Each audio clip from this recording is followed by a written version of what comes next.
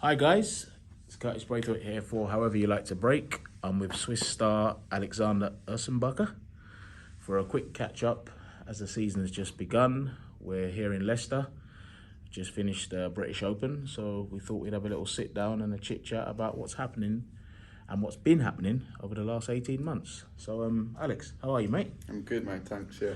Good, and great to see you. So Alex, the last 18 months has been a bit of a disaster for us all with COVID-19 restrictions, affected our personal lives, working lives. So in general, mate, how's it been for you during this difficult time? Overall, not as bad as I thought it was going to be, because first, obviously, we didn't know if there was actually going to be tournaments for us. But when they said, yeah, we can actually have a season, I was really pleased. And I had to stay here from last October or September till December, so that was a bit tough for me because I couldn't go back because of the restrictions. So I suffered a bit of depression, if you like to call it that way. But apart from this, it was actually not bad for me. I enjoyed my time back home with my friends during the COVID pandemic. It's been tough for most people, and no one really enjoyed that because I've spoke to many players and it was the nightmare for many of them. But for me, it wasn't actually as bad as for the most people. I mean, for the foreign players who are not actually based in the UK and don't have their family, girlfriends, close friends close by, I mean, it can get quite lonely, can't it? Yeah, I mean, all I wanted really was go home. In these 3 months I stayed here, but I couldn't. So, and I stay in Dunstable now since last season. So I stay in that apartment, and there was no one really there for a few weeks, and I just felt lonely, and I couldn't go home. That's the thing, I had no choice. So that was the worst part of it. Yeah, I can imagine. And like I said, snooker's quite a lonely sport, isn't it? And Yeah, sometimes when you finish a match, you just want your loved ones close by, Yeah, I mean, first you got to calm down, and afterwards maybe, yeah. But it's just, if the thing is, if you got no option, then it becomes hard because you have to get through this, and it's just really tough, really. But yeah, it's been okay. Alex, what I also wanted to touch on was the COVID bubble at tournaments, because as a spectator, I have obviously never experienced anything like that backstage. What was it like for you guys as players, like just basically from the hotel to the venue and not being able to leave? I mean, what was that like? Well, I quite like hotels, so it wasn't really as bad for me. And I like to chill, and I was still able to see some mates in the hallway and stuff, or downstairs or just outside of the hotel. But yeah, like I said, it wasn't that bad for me personally. Okay, mate. Well, it's the new season now. You had a decent start in the Championship League, qualifying through to the second stage. Second stage, you finished third in the group, played some decent snooker. You probably think you could have played a bit better in the groups as well. Then you got here for the British Open. Yeah. Had a baptism of fire with John Higgins, making a maximum first frame and playing excellent against you. Although you did show your quality in the second frame, making a fantastic clearance. So how do you feel about going into this new season and anything new, like what's been happening? Well, especially with a new team behind me, Elite Sports Management, I feel blessed in a way, because I've never really had people behind me in tournaments. So yeah, and the season just started now, so I can't really, I'm not expecting anything. I know what I'm capable of, and I'm gonna trust myself in this season. But it's a bonus to have a team behind me now. Cool.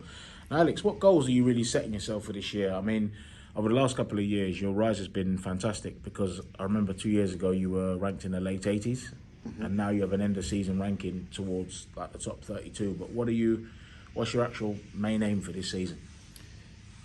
My main goal is actually to keep the practice up, because anything else will take care of itself. And I know, if I play well, I'll beat anyone, and I'm comfortable with that thinking as well. I just need to keep the focus in practice and keep working hard, and everything else will take care of itself, really. Good man. Now, as things are slightly starting to get normal again, and I know you're quite a fun lad, like to have a laugh and joke with everybody around the tour, but when you actually put your cue down, what do you like to do to relax and just chill out? I can't really talk for that being in the UK, because I don't do a lot apart from practicing. But when I'm home, I meet friends. I'm having lunch or dinner with my mum. I see my dad. I go out with friends. You know, especially in summer, we go outside and just chill. You know, I don't really do that much. You know, I'm just happy being around my friends and family. So that's what I do in my free time. Now, I've heard you're a bit of a keen tennis player, mate, so tell us a little bit about that. Yeah, I hope Roger is listening to this. No, I played for 6 or 7 years when I was a kid, and you know, I wanna do something for my fitness again, and I just love tennis because obviously I know how it feels to play, and I've just been starting again playing, and you know, it's just a great thing to do. You know, it keeps you fit, it's fun, you know, and yeah, I just love it. I mean, that's one of the famous facts about you, because you're actually from the same town as Federer, aren't you? Yeah, I was born in the same village, you know, in Riehen, in Basel. So, yeah. Tremendous, mate. Now, do all you European boys stick together on tour, or do you like branch out where your mates are concerned? Because I know like there's a lot of cliques on tour. Like a lot of the Scottish boys stay together, a lot of the Welsh lads stay together. Is that the same for you guys coming from Europe? Yeah, I mean, there's not that many players from Europe. That's the thing. But I'm very good friends with Kleckers, Simon, and Luca Bracel. You know, in a way, I think we have to stick together because you know we also want to make the sport grow, and you can't do that by being away, you know, from each other and not trying to do something together. You know, but I like the British lads. You know, there's always good banter with them and stuff. But I also think, like I said, it's important to be with the continental Europe players, you know, to be together with them and show that to people as well. Cool. Alex, just touching on snooker in Switzerland, you being the main man and the number one player in Switzerland, is there anyone else coming through that you can sort of like say, look, keep an eye out for, or not? Well, unfortunately, the second best player we've ever had in Switzerland stopped playing about a year ago. His name is Louis Vetter. I'm mentioning that on purpose now because he was such a great talent. He played the World Cup with me. Okay. So he would have definitely had, and probably still has potential, you know, if he wants to. But apart from him, yeah, there is some young lads, obviously, about 10, 11, 12 years old, you know, so it's going to show the next couple of years what they really want. But it's not a matter of if there's enough talent, it's just a matter of if they actually want to put the hard work in and, you know, do something to improve, because that's the main issue with all young players around the world, really. Yeah, good man. Now, Alex, you've been on tour a fair few years now. Still a young player in some ways, but then you're also slightly experienced now compared to like the Aaron Hills of this world. So you must have had a few funny stories on tour, mate. Anything funny you can tell us that's not X-rated?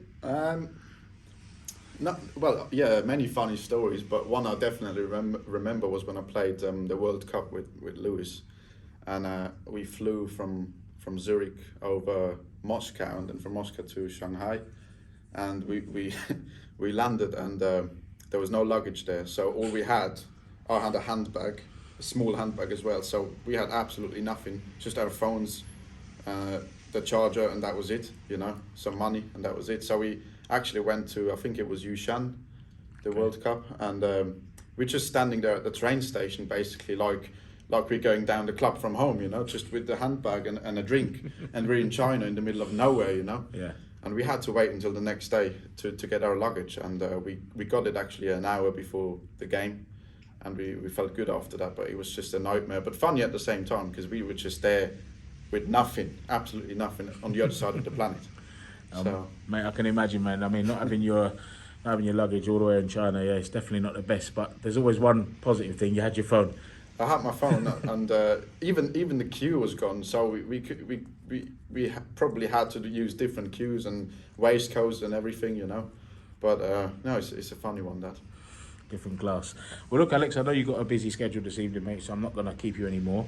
But I really do appreciate the time you've given us tonight. No problem. And all of us, however you like to break, are wishing you the very, very best for the rest of the season, pal. Thanks very much. Cheers, mate.